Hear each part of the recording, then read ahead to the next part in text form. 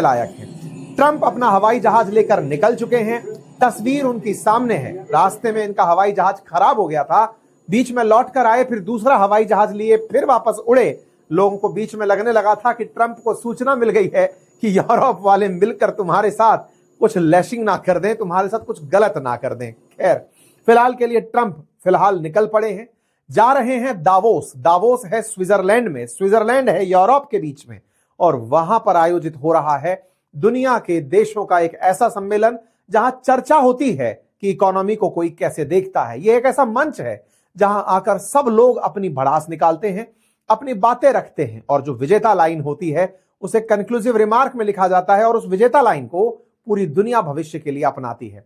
लगभग 1970 के दशक में शुरू हुई यह परिपाटी आज तक बदस्तूर जारी है। अक्सर इस मीटिंग में जो भी राष्ट्राध्यक्ष बोलते हैं उन्हें अर्थव्यवस्था में असर होता हुआ देखा जाता है। कहा जाता है कि उन्होंने जो पिच लिया, उन्होंने जो तरीका अपनाया है, दुनिया शायद उसी दिशा के अंदर अब आगे बढ़ेगी। वर्ल्ड इकोनॉमिक फोरम के अंदर दुनिया भर के लीडर्स में उर्सुला वॉन डेन बोल चुकी हैं, फ्रांसीसी राष्ट्रपति बोल चुके हैं, कनाडा के प्रधानमंत्री बोल चुके हैं, बेल्जियम के प्रधानमंत्री बोल चुके हैं, और तो और जो लुटनिक हैं, जो कि कॉमर्स सेक्रेटरी हैं, अमेरिका के वाणिज्य मंत्री हैं, उनका भी भाषण हो चुका है। हेडलाइंस बनती हैं, और इसमें सबसे बड़ी हेडलाइन बनती है फ्रांस के राष्ट्रपति की, जिसमें वो कहते हैं हम इज्जत चाहते हैं, उंगली करना नहीं। तुम हमें बुली मत करो, हमें मत छेड़ो, अगर छेड़ोगे तो फिर बिगड़ जाओगे। भाई साहब, गजब का रंगमंच सजा है। फ्रांस अपनी तरफ से जिस तरह से बोल रहा है, साथ में कारनी सुर में सुर मिला रहे हैं। उर्सुला वॉन डेन ईयू की तरफ से सीधा बोलती हैं कि ग्रीनलैंड को लेकर नियम नंबर 1 है कि यह डेनमार्क का है, किसी और का नहीं। और मुझे ट्रंप का चेहरा याद आ रहा है, क्योंकि ट्रंप मानकर चल रहे हैं कि ग्रीनलैंड उनका है, और उन्होंने इन लोगों को भड़काने के लिए कल अपने सोशल मीडिया पर जो खेले खेले हैं, आज मैं आपको उनसे भी जानकर अवगत कराऊंगा। मेरे प्यारे साथियों, इतना ही नहीं, खेले में और भी बहुत कुछ हो रहा है। यहां पर ट्रंप की वो स्ट्रेटजी बताऊंगा जो उन्होंने ग्रीनलैंड के लिए खुद से सोच कर रखी है कि तुम सब लोग लड़ते रहना, हम बचाएंगे ग्रीनलैंड को, हम बचाएंगे डेनमार्क को, और ग्रीनलैंड को मैं लेकर चला जाऊंगा। उस स्ट्रेटजी को भी मैं आपके साथ डिस्कस करूंगा। फिलहाल के लिए ट्रंप का आज भाषण होगा, इस भाषण के बाद जो भी अपडेट होगा वो मैं आपको आने वाले सेशन में दूंगा। लेकिन उससे पहले ही इतना मसाला फैल चुका है कि मैं आपको अवगत तो करा दूं, क्योंकि पूरी पटकथा लिखी जा चुकी है। कुछ तो बढ़िया होने जा रहा है वर्ल्ड इकोनॉमिक फोरम में। हालांकि वर्ल्ड इकोनॉमिक फोरम से रिलेटेड अपडेट्स आप मेरे ट्विटर हैंडल पर भी देख सकते हैं। हमारी ये वेबसाइट अंकित इंस्पायर इंडिया पर ऑलरेडी इसके बारे में आर्टिकल डाला जा चुका है। हमारे तमाम जो अपनी पाठशाला हैंडल है उसके ऊपर भी इस ट्विटर पर इसका अपडेट, इंफॉर्मेशन के जो भी सोर्सेज हैं, हम आप तक वो पहुंचाने का प्रयास कर रहे होते हैं। केवल यूट्यूब ही नहीं, आप कहीं और भी जगह से अगर हमें खोज रहे हैं तो हमने आप तक कंटेंट पहुंचाने का प्रयास किया है। 1971 में जिस वर्ल्ड इकोनॉमिक फोरम की स्थापना हुई थी, ये जेनेवा में स्विट्जरलैंड के अंदर इसका मुख्यालय है, और दावोस के अंदर इसकी बैठक हो रही है। ये एक एनजीओ की तरह काम करने वाला संगठन है। एक अर्थशास्त्री थे क्लास श्वाब, उन्होंने इसकी स्थापना की थी, जिसका उद्देश्य सिंपल था कि दुनिया के लोगों, आओ एक बार बैठो, सोचते क्या हो सबको बताओ, जो आप लोग सोचते हो देखते हैं दुनिया का उसका इंप्लीमेंटेशन क्या होता है। बस इसी क्रोनोलॉजी में यहां पर हर साल बैठक होती है। वर्ल्ड इकोनॉमिक फोरम में भारत की तरफ से भी कई नेता गए हैं, उद्योगपति गए हैं, वो आपस में बड़े वर्ल्ड लीडर्स से वहां पर मुलाकात करेंगे। ये बड़ा समिट है, मतलब इस समिट के मायने ये माने जाते हैं कि यहां पर सब लोग आपसी एक तरह से लाइजन करने भी जाते हैं कि चलो इतने सारे लोग आए हैं, कोई अपनी टेक्नोलॉजी बेचकर आता है, कोई कंपनी अपना इन्वेस्टमेंट बेचकर आती है। दुनिया के नेता जो होते हैं बहुत सी कंपनियों को अपने देश में इन्वाइट कर रहे होते हैं कि भाई हमारे यहां चले आओ इन्वेस्टमेंट करने। ये सब चल रहा होता है। वर्ल्ड इकोनॉमिक फोरम 3-4 तरह की रिपोर्ट जारी करती है। उनमें से फेमस है global gender report, global risk report, global competitiveness report. UPSC के विद्यार्थी इन्हें अक्सर पढ़ते हैं। इस बार जो समिट हो रही है, इसकी जो थीम रखी गई है वो है ए स्पिरिट ऑफ डायलॉग। ये संवाद की भावना करके इस बार की थीम है। थीम इसलिए बताना है, वनडे एग्जाम्स के जो विद्यार्थी हैं अक्सर वो इन थीम्स को याद रखते हैं क्योंकि एग्जाम में सीधी पूछी जाती हैं। फिलहाल के लिए आगे बढ़ते हैं। 130 से ज्यादा देशों के 3000 से अधिक प्रतिनिधि यहां पर शामिल हो रहे हैं। 60 से ज्यादा देशों के तो राष्ट्राध्यक्ष यानी प्रधानमंत्री या राष्ट्रपति यहां पर पहुंच रहे हैं, और सरकार के मुखिया पहुंच रहे हैं। G7 के नेता, करीब 850 से बड़े सीईओ यहां पर पहुंच रहे हैं, और कई अंतरराष्ट्रीय संस्थाओं के प्रमुख यहां पर पहुंच रहे हैं। इसलिए आप इसे समझ सकते हैं कि कितनी महत्व रखने वाली है। इस बार चर्चा के लिए बहुत कुछ है। इस बार युद्ध है, टैरिफ वॉर है, वैश्विक मंदी की आशंका है, पर्यावरण का संकट है, आर्टिफिशियल इंटेलिजेंस है, तमाम बातें हैं जिनको लेकर बातें होनी है। मैं आपको यहां पर इंडिविजुअल के सामने उनकी कही हुई खास खास बातें बताऊंगा, और उन बातों में जो अमेरिका ने भाई साहब बयान मारा है, मतलब हावर्ड लुटनिक का जो बयान है वो सुनने लायक है। हम समस्त भारतीय तालियां बजाते हैं कि भारत के लिए एलपीजी रिफॉर्म आया था, लिबरलाइजेशन, प्राइवेटाइजेशन, ग्लोबलाइजेशन आया, हम लोगों ने फायदा हुआ, हमको ये हुआ। आज अमेरिका का बयान तो भाई साहब बिल्कुल उलट चला गया है। उन्होंने कहा वैश्वीकरण होना ही नहीं चाहिए, ग्लोबलाइजेशन ने अमेरिका को खत्म किया है, अमेरिका के लिए मुसीबत है ग्लोबलाइजेशन। उधर बेल्जियम के प्रधानमंत्री बोल रहे हैं कि अब अमेरिका ने अपना मुंह घुमा लिया है। पहले अटलांटिक ओशियन की तरफ देखता था और यूरोप की तरफ देखा करता था अमेरिका, अब इसने अपना मुंह बदल दिया है, पैसिफिक की तरफ देखना शुरू कर रहा है। स्ट्रक्चरली अमेरिका ने अपने आप को चेंज कर लिया है। मतलब तमाम प्रकार की बातें हो रही हैं और ये सब समझने वाली बातें हैं। मतलब अमेरिका को लेकर के दुनिया के देश बैठकर जो चर्चा कर रहे हैं कि सुनो भाई अब अमेरिका वो नहीं रहा है कि पहले सबको साथ लेकर चलूंगा, लोकतंत्र बनाऊंगा, कुछ नहीं। आप और हम जो तमाम दिनों से सेशंस में चर्चा कर रहे हैं ना, वहां बैठ करके वर्ल्ड लीडर्स भी यही सब बातें कर रहे हैं। वो भी यही तरह की बातें कर रहे हैं कि भाई अमेरिका वो नहीं रहा, अमेरिका ने पूरी तरह से सब पर, मैं कई बार कई जगह बोल के चला आता हूं, फिर वहां पे लोग अपना माथा पकड़ रहे होते हैं। मैं कह रहा हूं कि भाई साहब सुनो, ये पुराने काल में एंट्री मार गया है, ये फिर से वही कॉलोनियल एरा और अपनी साम्राज्य चलाएंगे उसमें जा रहा है। लोग मानते नहीं है। अपन जो चर्चाएं करते हैं ना, वो भाई साहब वर्ल्ड इकोनॉमिक फोरम के अंदर इस समय बेसिक डिस्कशन के टाइटल बनी हुई है कि क्या अमेरिका सबको डराकर राज करना चाहता है, चाह क्या रहा है। अपन ने कल ही एक सेशन किया था, हालांकि आप में से बहुत कम लोगों को उस पर रुचि आई होगी क्योंकि उसमें युद्ध की खबर नहीं थी। यूएन बनाना चाहता है क्या? कल अमेरिका के राष्ट्रपति से यही सवाल पूछा गया कि क्या साहब आप यूएन का सब्स्टिट्यूट खड़ा करना चाहते हो। मतलब इस समय जो आप और हम विमर्श कर रहे हैं वो वैश्विक विमर्श है और उस वैश्विक विमर्श का सिग्निफिकेंस है दुनिया में। इन दिनों उसकी खूब प्रकट चर्चाएं हो रही हैं, आप उनको सबको देखते हुए चलेंगे। तो आइए चलते हैं, बढ़ते हैं। ट्रंप महोदय के कारनामों में जब से ग्रीनलैंड पर इन्होंने इच्छा जाहिर की है, यूरोप के लोगों की बिल्कुल मतलब बात मुंह में अटक के रह गई है कि भाई साहब इसने तो बेइज्जती कर दी। पहले साथ रखकर चल रहा था और लप से हमसे खींच करके ले गया ग्रीनलैंड को इस तरह से ले जाने के नाम पर। और धमकी और ये दे रहा है कि अगर ग्रीनलैंड के समर्थन में कोई भी आकर खड़ा हुआ तो 10% टैरिफ लगा दूंगा।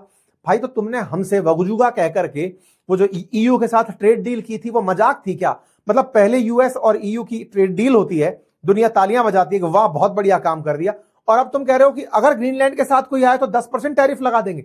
1 फरवरी से यूरोप के देशों पर 10% टैरिफ लग रहा है 8 देशों के ऊपर, और जून से कह रहा है 25% टैरिफ लगा देंगे। तो बोले ट्रेड डील का मतलब ही क्या रह गया? भाई साहब यूरोपियन यूनियन पूरी तरह से ट्रंप से खफा है और कह रही है कि अमेरिका हम तुम्हारा कोई प्रेशर नहीं मानेंगे। देखो मुझसे बहुत देर तक बात रखी नहीं जाती, मैं पहले ही बता देता हूं ट्रंप के दिमाग में चल क्या रहा है, आप आने वाले समय में देख लेना। ये केवल ग्रीनलैंड को लेकर के इन लोगों से कहेगा तुम बजते रहो, कोई मतलब नहीं है, मैं जाऊंगा ग्रीनलैंड, वहां जाकर जनता से बात करूंगा। और ये ओपनली उनको जो वो देगा ना भाई साहब ऑफर ग्रीनलैंड के लोगों से, ये सीधा बात करेगा 57,000 लोग, बताओ अकाउंट में कितना चाहते हो, सबको वो मिलेगा, बढ़िया घर मिलेगा, बढ़िया सरकारी नौकरी मिलेगी, सबको बढ़िया बिजनेस मिलेगा, चिंता मत करो, सब मिलकर के एकजुट हो जाओ और कहो अमेरिका चलना है, सब की सब चल देंगे। वो लोग भी केवल मांडवली कर रहे हैं, कोई किसी को ठंड में नहीं मरना, सबको अमेरिका की सरपरस्ती में जाना पसंद है। दुनिया के कई देशों को अगर ये विकल्प दे दिया जाए कि बताओ भाई अमेरिका में शामिल होना चाहते हो, यहां तो लोग कबूतरबाजी करके और मतलब गधा रूट से, डंकी रूट से जाकर अमेरिका में फांदी मारकर घुसते हैं, और ग्रीनलैंड के लोगों को ऑफर दिया जा रहा है कि अमेरिका कहलाओगे, बताओ कितना खुश हो जाओगे। तो उन सबको जो है ना अमेरिका के साथ जुड़ने के लिए ऑफर दिया जाएगा तगड़ा। खैर फिलहाल के लिए चलने देते हैं, मंच पर जो चल रहा है उसकी चर्चा कर ही लेते हैं। कुछ दिनों पहले ही मैंने आपको बताया था कि यूरोप पूरी तरह से अमेरिका के खिलाफ हो गया है। खिलाफत में इन लोगों ने बढ़िया तरीके से अपनी फोर्सेस, ओपन अनाउंसमेंट सब कर दिया था, कह दिया था कि भाई सुनो यूरोप की तरफ से फोर्सेस भेजेंगे। पर भेजे कहां? ये तो पूरी तरह से लॉर्ड वेलेस्ली हुआ करते थे कभी, जिन्होंने सहायक संधि के नाम पर इंडिया के कई राजाओं को बंधक सा बना लिया था। उनको कहा था कि अपनी फोर्सेस हटा दो, अंग्रेजों की सेना रखो। सब राजा तैयार हो गए, सब की सब जो दुश्मनी जिनसे करते थे उनके पास भी अंग्रेजों की सेना, दुश्मनों के पास भी अगर सेम सेना है तो युद्ध क्या खाक करेंगे। तो फिर अंग्रेज आए और उन्होंने कहा सुनो हम ही हैं सब तरफ और हमारे साथ मिलकर रहो, और अंग्रेज ही हैं सब तरफ, इसका मतलब सारे अंग्रेजों के अंदर में ही रहने वाले राजा हैं। इस तरह से अंग्रेजों ने पूरे भारत पर कब्जा किया था। ट्रंप ने वही आधुनिक काल में अपनाया। दुनिया भर में 750 जगह इसने बेस खोले, पूरे यूरोप में इसके अपने अपने बेस हैं। पहले नाटो नामक एक सहयोग संगठन बनाया, कहा अमेरिका हिफाजत करेगा, खुद का रक्षा बजट बढ़ाया, बढ़ाकर कहा कि चिंता मत करो, डरने की जरूरत नहीं है, सब लोग प्रोग्रेस पे विश्वास करो, बढ़िया से अपनी तरक्की पर फोकस करो, सेना का बजट तो मैं ही खर्च करूंगा। करता गया, बाद में जाकर के अमेरिका धप्पा बोल देता है, कहता है कि सुनो तुम लोग तो नाटो के बजट का, अपनी जीडीपी का 2% भी खर्च नहीं करते हो हैं डिफेंस के ऊपर, और चाहते हो कि अमेरिका तुम्हारी हिफाजत करे। मैं तो नहीं कर रहा, जाओ मैंने तुम्हें रशिया के सामने भेज दिया। अमेरिका रशिया को कभी नहीं छेड़ेगा। क्यों नहीं छेड़ेगा? क्योंकि उसे पता है कि एक भय भी तो होना जरूरी है। जब तक उसका भय नहीं रहेगा, ये सब यूरोपियन कंट्री मेरे आगे ढोक कैसे खाएंगे? तो रशिया को खुला छोड़ रखा है कि तू मार इनको पकड़ पकड़ के, धमका, पोलैंड में गोला फेंक दे, कोई दिक्कत नहीं है। अब तो यूरोपियन देशों को भी समझ में आ रहा है कि ज्यादा खतरनाक रशिया नहीं था। उसने बेचारे ने इतने साल में अब तक इनके किसी भी देश पर कब्जा नहीं किया। ये तो नाटो की जिद लगाए बैठा जेलेंस्की पावड़ा था, जो जाकर बार बार कह रहा था कि नाटो जाना है, नाटो जाना। बोल जा नाटो, जिनमें जाना चाह रहा था वो खुद भागना चाह रहे हैं वहां से कि भाई सुनो, हम नहीं रहना चाहते। अमेरिका इसकी बड़ी कीमत वसूल रहा है, उधर से उससे धमकवा रहा है, इधर से खुद ग्रीनलैंड लेके भाग जा रहा है। खैर, यूरोप के देशों को लेट समझ में आया। ग्रीन के साथ दावोस के अंदर बढ़िया वर्ल्ड इकोनॉमिक लीडर फोरम के भाषण में भाषणबाजी चल रही थी, इधर ट्रंप मस्करी कर रहे थे। भाई साहब बढ़िया सा पोस्टर लगा रहे हैं अपने वॉल पर और लगाते हैं कि ग्रीनलैंड के ऊपर अमेरिका खड़ा है और उसके साथ में मतलब अमेरिका झंडा, राष्ट्रपति ट्रंप, इनके विदेश मंत्री और उपराष्ट्रपति तीनों की तीनों साथ में फोटो लगा के डाल देते हैं कि साहब ग्रीनलैंड हुआ हमारा 2026 से। एक और तस्वीर लगाते हैं जिसमें ट्रंप ने तो मतलब मार्क कार्नी को मतलब छेड़ दिया। कैसे?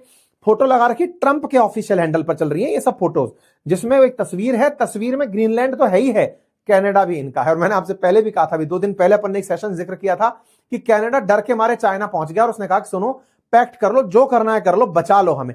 हद तो ये हुई है कि वर्ल्ड इकोनॉमिक फोरम की बैठक के अंदर ये सब लोग बोल रहे हैं कि चाइना को बुलाओ, चाइना को बुलाओ, क्योंकि रशिया तो बगल में बैठा है, उस पर तो ट्रस्ट कैसे करें? ताजा ताजा ट्रस्ट चाइना पे करते हैं, पैसे वाला तो है कम से कम। बोले चाइना को बुलाओ, यूरोप में वो डायरेक्ट इन्वेस्टमेंट करने आएगा। सब लोग अब चाइना के पसंदीदा जगह की तरफ बनते जा रहे हैं। आप में से कुछ लोग कहेंगे अरे तो भारत का नंबर कब आएगा? भाई साहब, आप सब लोगों को ना कुछ समय बाद भारत की इज्जत दिमाग में इतनी बढ़ जाएगी कि यार हम लोग कितने समझदार थे। ये चिल्लाया जा रहा था ट्रंप जब से भोंपू की तरह बज रहा था, हम सब चुपचाप मार के बैठे थे। हम सोच रहे थे यार भारत सरकार कुछ कहती क्यों नहीं है, भारत रिप्लाई क्यों नहीं कर रहा है, ट्रंप को भारत ने अब तक कोई जवाब क्यों नहीं दिया है। हम चुपचाप बैठ रहे थे। हमने कहा था बेटा रुको बेटा, ये जो आग लगाया है ना, इस आग में ये सब झुलसेंगे और सब झुलसेंगे, तब हमारी इज्जत करेंगे कि यार तुम कौन सी औषधि खाए थे, महात्मा गांधी के देश से आने वालों, तुमने कौन सी ऐसी औषधि खाई थी कि इसके बवाल को भी तुम लोग शांति से झेलकर इतनी जबरदस्त ग्रेट अपनी इकोनॉमी को बढ़ाते हुए ले गए। खैर भाई साहब, कनाडा को भी इन्होंने अपने आप में छाप दिया। इस बीच में आप देखो तारीखों पर नजर डालना, ये सारी घटना घटित हो रही है 20 तारीख के दिन, 20 तारीख यानी कल के दिन। और कल के दिन ही इमानुएल मैक्रोन को बोलना था दावोस के अंदर। भाई साहब ये बोलते हैं। भाई साहब इस बीच में एक और हद हो जाती है। हद तो ये है कि ये जो ट्रंप है ना, ये एकदम मतलब नेक्स्ट लेवल चला गया है। हद ये भाई साहब, इन्होंने इमानुएल मैक्रोन ने इनको मैसेज किया होगा, है ना भाई साहब, इन्होंने खुद के वॉल पर मैक्रोन का आया हुआ मैसेज भेज दिया कि सुनो, मैक्रोन कह रहे हैं कि ग्रीनलैंड को लेकर हमें मामला आपका समझ नहीं आ रहा है। पढ़ के सुनो क्या कहा है। President Trump, my friend, we are totally in line on Syria. हम सीरिया पर भी आपके साथ थे, ईरान के मसले पर भी आपके साथ थे, लेकिन ग्रीनलैंड के मामले को हम समझ नहीं पा रहे हैं। अगर आपको कोई प्रकार की मतलब असुविधा है तो आप बताइए, हम आपकी मदद कर सकते हैं। आप चाहो तो मैं आपके लिए G7 की मीटिंग बुला दूं। जिस समय आप दावोस से लौट रहे होंगे उस समय G7 के देश आपस में बैठ के बतिया लेंगे। और आप रुको ना पेरिस में आपके लिए बढ़िया डिनर का इंतजाम कराता हूं, आप आओ। ये बेचारा पर्सनल मैसेज मारा होगा ट्रंप को। ट्रंप भाई साहब मतलब क्या ही बताया जाए, इनको क्या शब्द दिया जाए समझ नहीं आता। भाई साहब ये मतलब कल जब दावोस में बैठक होने वाली है, ये सबके सामने दिखाने लग रहे हैं, देखो क्या कह रहा है मुझसे, आ जाओ खाना खा लो करके। भाई साहब बेइज्जती हो गई, इस आदमी को बहुत बेइज्जत किया गया। इमानुएल मैक्रोन इस बात से चिढ़ गए। हद तो ये थी कि ग्रीनलैंड के मसले पर जब ये बोल रहे थे ना, इस बीच में ये महाशय कहते हैं कि सुनो फ्रांस वालों, ज्यादा 3 2 5 नहीं 200% टैरिफ लगा दूंगा तुम लोगों के ऊपर। हद्दी हो गया भाई साहब। मतलब मैक्रोन को तो इन्होंने ये तक कह दिया कि तुम तो वैसे भी सत्ता से जाने वाले हो, तुम तो ज्यादा दिन के मेहमान हो भी नहीं फ्रांस में, तो ज्यादा चिल्पों क्यों मचा रहे हो। भाई साहब मैक्रोन वर्ल्ड इकोनॉमिक फोरम में भाषण देने वाले हैं और ट्रंप उनको ट्रोल किए पड़े अमेरिका में बैठे बैठे। मतलब मैं कह रहा हूं ना, वर्ल्ड इकोनॉमिक फोरम इस समय वर्ल्ड क्या बोल सकते हैं, वर्ल्ड कप का मुकाबला हो रहा है जियोपॉलिटिक्स का। आप वहां पर देखें, फिर साहब मैक्रोन आते हैं, बढ़िया अपना चश्मा वश्मा लगाकर भाषण देने आते हैं और आकर के भाषण देते हैं। और जब इन्होंने अपनी तरफ से भाषण देना शुरू किया, तब इन्होंने अपनी तरफ से जो बातें कही वो हमने कल ही आपको अपने ट्विटर हैंडल पर शेयर कर दी थी। अगर आप चाहें तो ट्विटर पर हमें अपने इस नाम से ढूंढ सकते हैं, हमने जानकारी दी थी। इन्होंने अपनी तरफ से कहा था, हमें गुंडागिर्दी नहीं सम्मान चाहिए, हमें धन पूजा राजनीति के बजाय विज्ञान को तरजीह देनी है, हम क्रूरता के बजाय कानून के शासन को चुनना पसंद करेंगे। हमारे पास एक ऐसी जगह है जहां कानून और शासन प्रेडिक्टेबिलिटी के खेल के नियम है। मेरा मानना है कि बाजार ने इनकी कीमत अभी पूरी तरह से नहीं समझी है। धीरे धीरे ग्रीनलैंड के बहाने यूरोप अब अमेरिका के खिलाफ हो रहा है। सीधी सीधी सी बात निकल कर, मतलब इन्होंने अपनी तरफ से जो बातें बोली, उन बातों में हमने जो भी इनकी बातें थी वो सारी बताई। इन्होंने कहा कि साहब 60 से ज्यादा युद्ध चल रहे हैं इस समय दुनिया के अंदर, और पूरी तरह से अभी दुनिया में कई तरह की चुनौतियां हैं, और ताकतवर देश अभी अपने आप को सोच रहे हैं कि हम किसी को भी कुचल सकते हैं। यह तरीका सही नहीं है। मैक्रोन ने ओपन बोल दिया कि साहब अपन तो ग्रीनलैंड के साथ हैं। मैक्रोन ने जो भी बातें बोली वो पूरी तरह से यूरोप की बातें मानी गई, क्योंकि इस समय यूरोप में सबसे पावरफुल देश अगर देखा जाए, ब्रिटेन, फ्रांस और जर्मनी, 3 ही देश हैं। इनमें से फ्रांस का स्टेटमेंट जर्मनी ने भी तुरंत एंडोर्स कर लिया और कहा कि हम भी भाई इनकी बातों में साथ हैं। इन्होंने बकायदा कहा कि हम चाइनीज डायरेक्ट इन्वेस्टमेंट चाहते हैं कि अब वो यूरोप में आए और इन्वेस्टमेंट करें। मतलब साफ हो चुका कि इन दोनों की बिल्कुल बातें अलग अलग हो चुकी हैं। ट्रंप बढ़िया तरीके से अब मैक्रोन के खिलाफ आज पहुंच जाएंगे, बयान देंगे। हम उसके ऊपर कल सुबह तक शायद सेशन जल्दी से ले आएंगे। अब दूसरी तरफ चलते हैं मार्क कार्नी। ये बेचारे डरे पड़े, मतलब ट्रूडो गया है ना, तब से ट्रूडो गया जब से ट्रंप ने 51वां राज्य कहना शुरू किया कनाडा को। कार्नी तब से डरे हुए हैं, सब जगह घूमते फिर रहे हैं। लेकिन ग्रीनलैंड को जब से अमेरिका ने कब्जाने का नियम बनाया है, इनकी हालत और ज्यादा खराब हो गई है।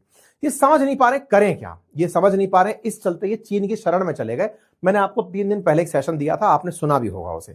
मार्क कार्नी वहां से निकल कतर जाकर के आए, वहां से मिलकर के फिर लौटे तो मैक्रोन से मिले। बोले यार भाई बहुत गजब चल रहा है अपने साथ, तो बेइज्जती कर रहा है ये आदमी। मैं क्या करूं, दीवार बना लूं, क्या करूं, क्या समझ नहीं आ रहा है। मतलब कनाडा और अमेरिका के बीच में दीवार बना ले, इतना पैसा है हमारे पास, पेंशन फंड है, तकनीकी है, दुनिया की सबसे शिक्षित पॉपुलेशन है, सब कुछ होते हुए भी कनाडा आज अमेरिका के सामने डर कर बैठा है। भाई क्या करें।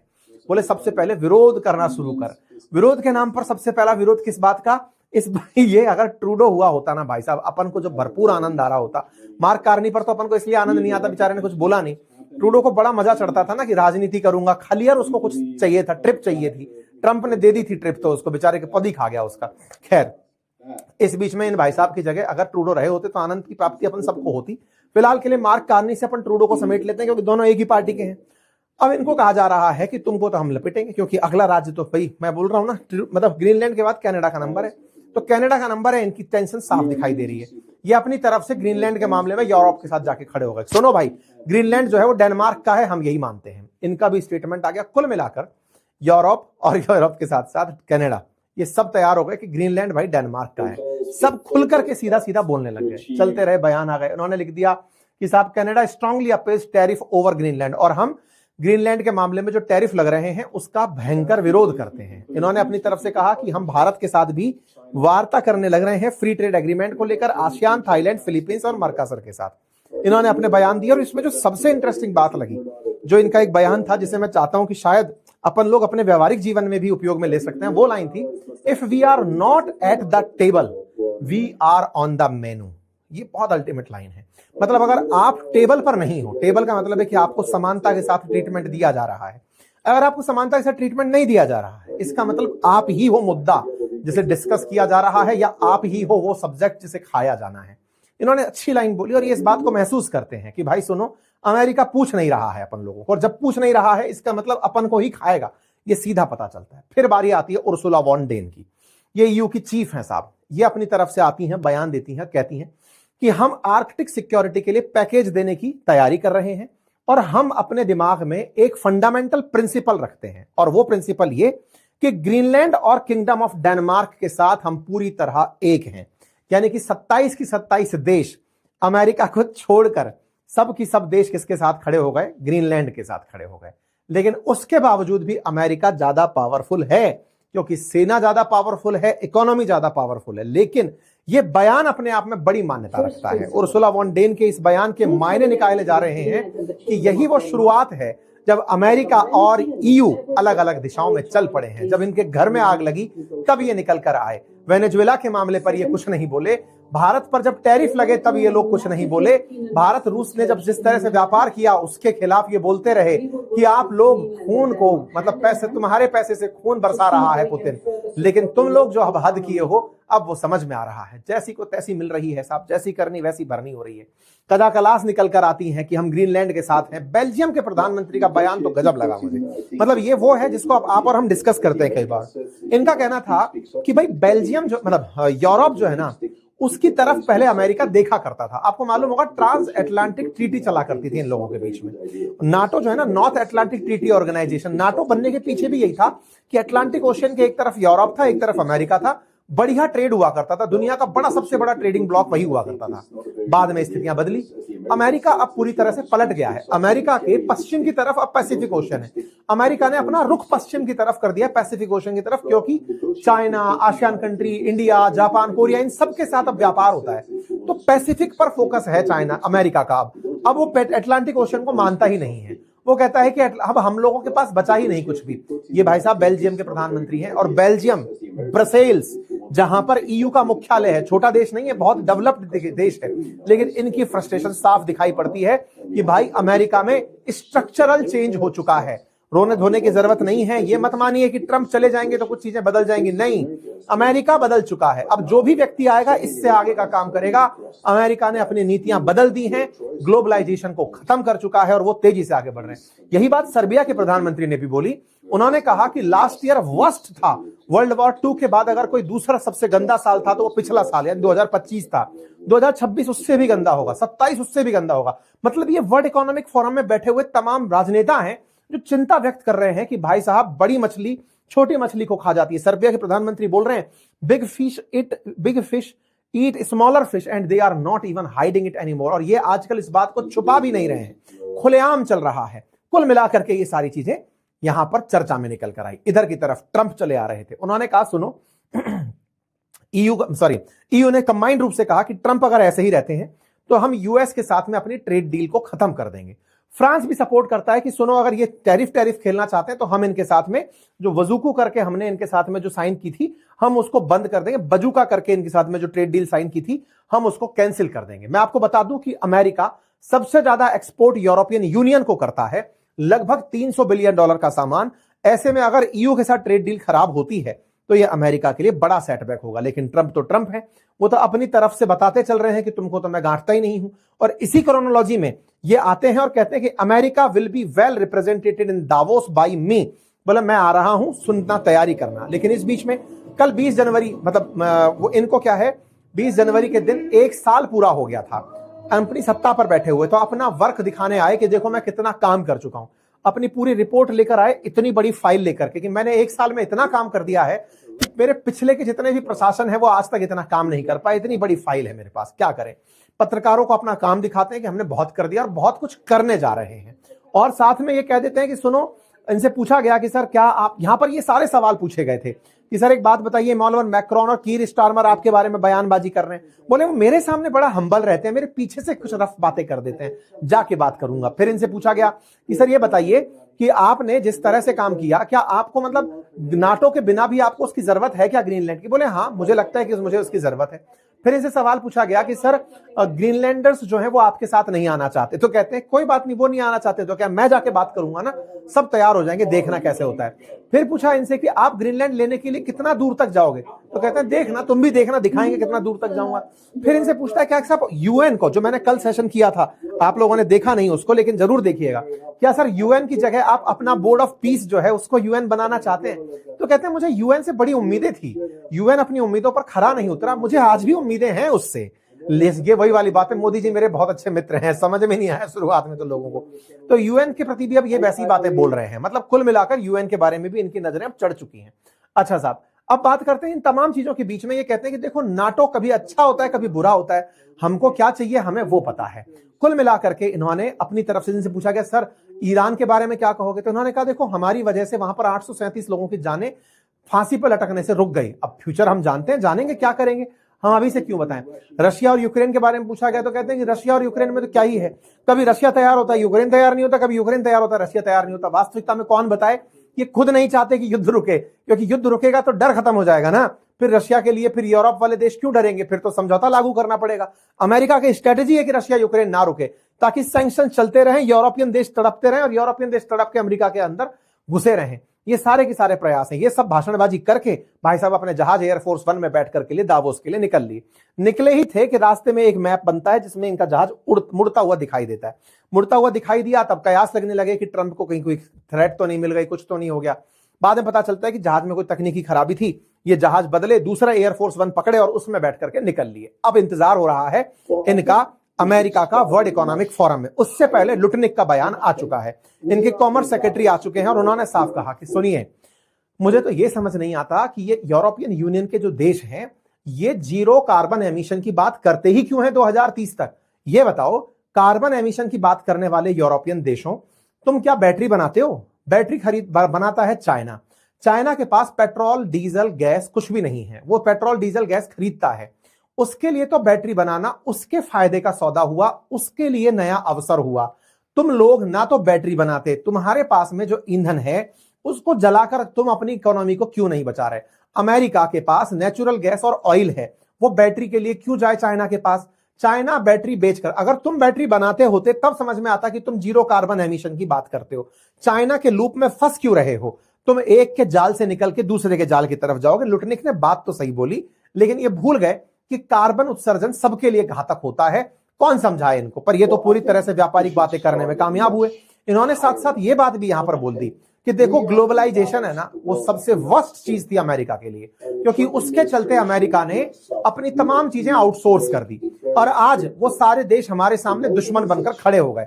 हम खुद ही अपने यहां पर अगर काम करवाते लोगों से तो हम बड़ी ताकत बनकर जी रहे होते। यानी कि अमेरिका की तरफ से ग्लोबलाइजेशन के रास्ते अब बंद हो चुके हैं, यानी दुनिया के देशों को अब वो अपनी तरफ से कोई काम देने वाले नहीं है। ये बात अपना स्टैंड दे चुके हैं। इस बीच में अमेरिका के ट्रेजरी सेक्रेटरी भी निकल कर आए और उन्होंने कहा कि ताइवान दुनिया की 97% चिप बनाता है। किसी दिन चाइना ने ताइवान पर कब्जा कर लिया, दुनिया का क्या हाल होगा सोचा है? भाई साहब, यहां बैठ करके भी ये लोगों को चाइना का ही डर दिखा रहे हैं कि चाइना ने ये कर दिया तो क्या होगा। वो तो हम पहले ही बता चुके, चाइना जिस दिन चाहेगा वो एक्सपोर्ट रोक देगा। जैसे आज ट्रंप बार बार करके टैरिफ बैन करते हैं ना, अगर वो मान लो एक्सपोर्ट बैन कर दे तो अमेरिका की वैसे भी सिट्टी पिट्टी खराब हो जाएगी। पर करें क्या, दुनिया में इस समय तमाम प्रकार के उपबंध चल रहे हैं साहब, और इन तमाम चीजों के बीच में आप और हम बैठ करके इस वर्ल्ड वॉर के मतलब वर्ल्ड कप को देख रहे हैं जो जियोपॉलिटिक्स का आयोजित हो रहा है दावोस में। भारत की तरफ से भी तमाम नेता और यहां पर हमारे वो गए हैं, प्रतिनिधि गए हैं। विश्व के इन नेताओं के आज बयान हैं। भारत के टॉप बिजनेसमैन में एन चंद्रशेखर, श्रीनी पलिया, ये सब आप लोग यहां गए हैं। ट्रंप की इनसे मुलाकात हो सकती है। ये है सारा अपडेट। बाकी मीम्स का मार्केट गर्म है, लोग अमेरिकियों के मजे ले रहे हैं। फिलहाल के लिए इतना ही। अपडेटेड रहने के लिए चैनल को सब्सक्राइब कर लीजिए ताकि आपको आने वाले समय में यहां पर सारी जानकारियां मिलती रहें। और आप जितना ज्यादा हमारे सेशन को शेयर करेंगे, लाइक करेंगे, अपनी राय रखेंगे, हमें उतनी ही ऊर्जा मिलती है आपके लिए ऐसी ही और खबरें अच्छे से लेकर और उनका एनालिसिस लेकर आने में। बाकी तब तक के लिए आप हमारे चैनल्स, अपनी पाठशाला, बातें बाजार की, इन दोनों एप्लीकेशंस को जाकर चेक करिए। यहाँ पर हमारे पेड कोर्सेज उपलब्ध हैं जिन्हें आप बढ़िया से एंजॉय कर सकते हैं, कुछ नया सीख सकते हैं, नॉलेज एनहांसमेंट कर सकते हैं। Thank you so much.